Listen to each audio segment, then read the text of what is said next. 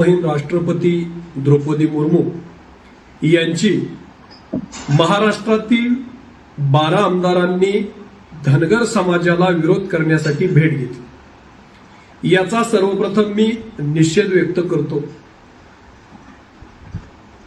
आमदार नरहरी झिरवळ हे सिरवळ पाहून राष्ट्रपतींना भेटले आणि धनगर समाजाच्या आरक्षणाला विरोधाची भूमिका व्यक्त केली।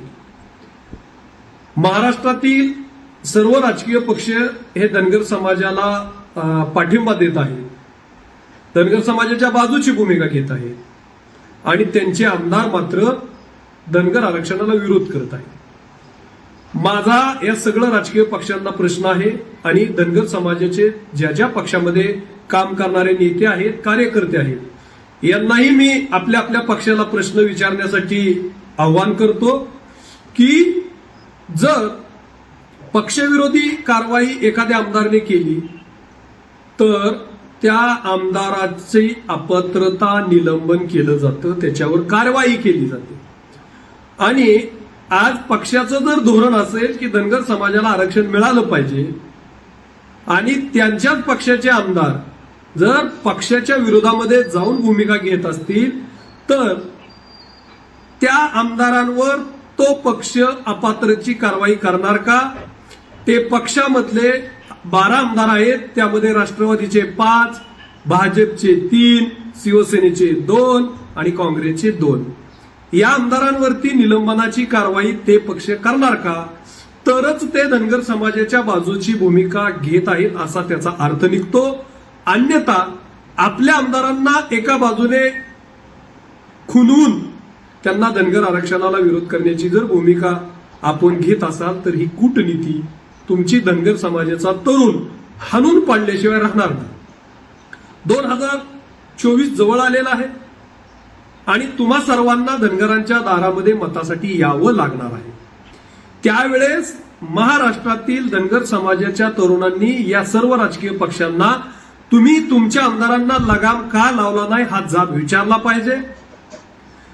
त्या आमदारांना एकतर आपण गावातच येऊ देऊ नये, त्या आमदारांना गावबंदी केली पाहिजे, त्या आमदारांच्या सभा उधळून लावल्या पाहिजेत, त्या आमदारांचा जागोजागी निषेध केला पाहिजे आणि राष्ट्रवादी काँग्रेस पक्ष असेल, शिवसेना असेल, भाजप असेल किंवा काँग्रेस असेल हे फक्त धनगरांच्या मताचा वापर करणार असतील तर या पक्षाच्या आमदारांना, मंत्र्यांना सुद्धा महाराष्ट्रातील धनगर समाजाच्या तरुणांनी अडवलं पाहिजे, गावागावामध्ये रोखलं पाहिजे, सभांमध्ये जाब विचारला पाहिजे, वेळ प्रसंगी यांच्या सभा उधळून लावल्या पाहिजेत आणि आपल्या समाजाच्या तरुणांना पुढं करून या लोकशाहीमध्ये ज्या ज्या समाजाचं शोषण झालं त्या त्या समाजाला मुख्य प्रवाहामध्ये आणण्यासाठी आता धनगर समाजाच्या तरुणांनी पुढाकार घेतला पाहिजे आणि महाराष्ट्रातील राजकारणाची परिवर्तनाची नांदी ही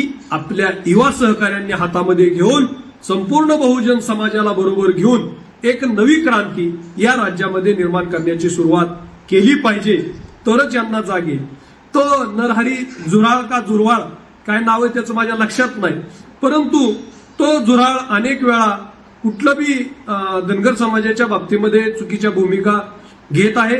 त्याचा बोलिवता धनी कोण आहे, त्या झुराळाच्या पाठीमागे बोलिवता धनी कोण आहे याचा विचार आपण केला पाहिजे, त्याचा शोध घेतला पाहिजे आणि या लोकांना अशा पद्धतीचं कृत्य करण्यासाठी जो पक्ष पाठबळ देतोय त्या पक्षांना येणाऱ्या काळामध्ये नामहरण केलं पाहिजे, त्यांना उद्ध्वस्त केलं पाहिजे आणि आपण आपली लढाई लढण्यासाठी एकत्रित आलं पाहिजे, आपण आपला पर्याय उभा केला पाहिजे, तरच या महाराष्ट्रामध्ये धनगर समाजाला, बहुजन समाजाला एक गती मिळेल आणि त्या दृष्टीनं येणाऱ्या काळामध्ये तुम्ही आम्ही सर्वजण मिळून पावलं टाकू।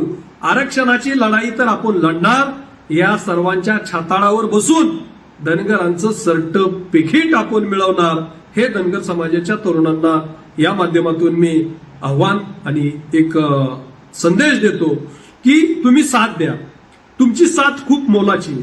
महाराष्ट्राच्या आणि देशाच्या राजकारणामध्ये प्रचंड गदारोळ आहे, त्याचा आपल्या सर्व तरुणांनी आणि समाजाने फायदा करून योग्य अशी आपली लढाई जिंकण्याची मोहीम आपण उभी करू।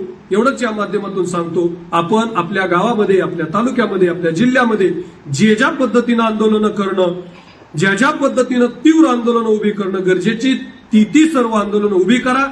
तुमच्या पाठीमागं आम्ही सर्वजण भक्कमपणे उभे आहोत, एवढाच या माध्यमातून संदेश देतो. परंतु